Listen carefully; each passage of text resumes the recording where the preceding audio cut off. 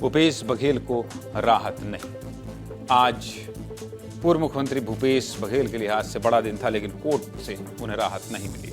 Supreme court ने भूपेश बघेल की याचिका पर सुनवाई से इंकार कर दिया है, तो दूसरी तरफ भूपेश बघेल के बेटे चैतन्य बघेल की रिमांड फिर बढ़ गई। छत्तीसगढ़ के पूर्व मुख्यमंत्री भूपेश बघेल को दोहरा झटका लगा है, जिससे भूपेश बघेल और चैतन्य बघेल की मुश्किलें बढ़ गई। छत्तीसगढ़ के चर्चित शराब और कोयला घोटाले के साथ महादेव सट्टा ऐप मामले में पूर्व सीएम भूपेश बघेल जांच के दायरे में, और जांच एजेंसियां उनके घर पर कई बार रेड भी कर चुकी हैं। ऐसे में भूपेश बघेल ने सुप्रीम कोर्ट का दरवाजा खटखटाया और कुल 3 याचिकाएं लगाई थी। पहली याचिका में घोटाले से जुड़े मामलों में गिरफ्तारी पर रोक लगाने की मांग की गई थी, और दूसरी याचिका में सीबीआई और छत्तीसगढ़ पुलिस के माध्यम से दर्ज मामलों में राहत मांगी गई थी। लेकिन इन दोनों मामलों को लेकर सुप्रीम कोर्ट से भूपेश बघेल को झटका लगा है। सुप्रीम कोर्ट ने उनकी याचिका पर सुनवाई से मना कर दिया है और भूपेश बघेल को पहले हाई कोर्ट जाने के लिए कह दिया है, जबकि तीसरे याचिका पर अभी 6 अगस्त को सुप्रीम कोर्ट में सुनवाई होगी। याचिका लगाए जाने को लेकर छत्तीसगढ़ में राजनीति भी शुरू हो गई। बीजेपी नेता भूपेश बघेल पर निशाना साध रहे हैं और कांग्रेस कार्रवाई को जांच एजेंसियों का दुरुपयोग बता रही है। क्या कह रहे हैं बीजेपी और कांग्रेस के नेता, सुनिए।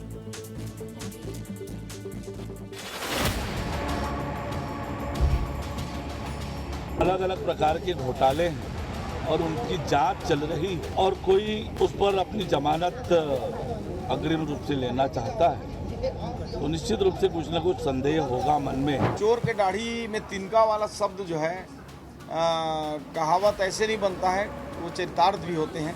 तो जब ये कोई गड़बड़ नहीं किए तो क्यों हाई कोर्ट सुप्रीम कोर्ट भाग रहे हैं? आप आतंक फैला रहे हैं, आप केंद्रीय एजेंसियों का दुरुपयोग कर रहे हैं। ये जो सुप्रीम कोर्ट जा रहा है उसमें आपकी इस प्रकार की टिप्पणी ये बताती है कि आपके अंदर में न्यायालय का भी सम्मान नहीं है। अभी अदालत ने उनकी याचिकाओं को खारिज नहीं किया है, हमें अदालत पे पूरा भरोसा है। इनका जो विषय रहता है वो हवाई रहा। भूपेश बघेल जी किस अज्ञात भय से पीड़ित हैं ये मालूम नहीं। ज्ञात भय है कि अज्ञात स्वीकारोक्ति है, ये वही बता पाएंगे। वहीं दूसरी तरफ शराब घोटाला केस में भूपेश बघेल के बेटे चैतन्य बघेल को आज रायपुर स्पेशल कोर्ट में पेश किया गया, जहां सुनवाई के बाद कोर्ट ने चैतन्य बघेल को 14 दिन की न्यायिक रिमांड पर भेज दिया, जिसके बाद चैतन्य बघेल अब 18 अगस्त तक जेल में रहेंगे। इसके पहले 22 जुलाई को कोर्ट ने चैतन्य बघेल को 14 दिन की रिमांड दी थी, और यह रिमांड खत्म होने के बाद चैतन्य बघेल को आज कोर्ट में पेश किया गया था। क्या कह रहे हैं बचाव पक्ष के वकील और फैजल रिजवी, सुनिए।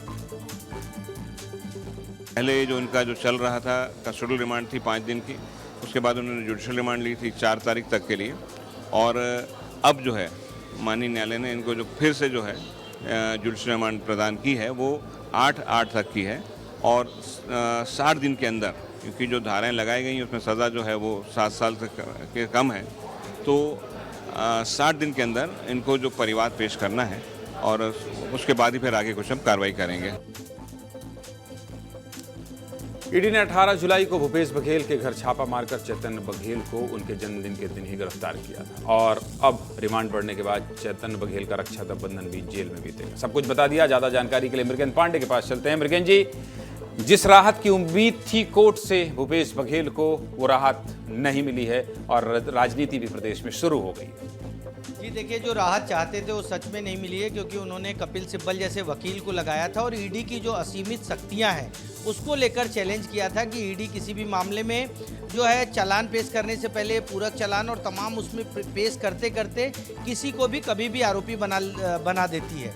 तो ईडी की शक्तियों को लेकर ये पूरा मामला था। तीसरी याचिका जो है 6 अगस्त को उस पर सुनवाई होगी। देश के कई और मामले हैं जिसमें इस तरह के ताकत जो ईडी के पास है उसको लेकर याचिका लगी। तो तीसरी याचिका 6 तारीख को होगी, उसमें और भी मामले। लेकिन रायपुर में ये उम्मीद थी, छत्तीसगढ़ में कांग्रेस और भूपेश बघेल को खासतौर पे उम्मीद थी कि आज सुप्रीम कोर्ट से उनको राहत मिल जाएगी, लेकिन जो प्रक्रिया होती है उस प्रक्रिया में वो फंस गए।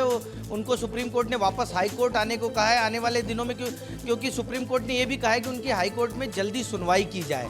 तो देखना ये होगा कि 2-4-6 दिन में क्या होता है। लेकिन पॉलिटिक्स से आप देखिए, अलग अलग घोटाले, सारे घोटालों को लेकर, चाहे शराब घोटाला हो, कोयला घोटाला हो, नान घोटाला हो, कस्टम मिलिंग घोटाले तक को इस याचिका में उन्होंने शामिल किया था।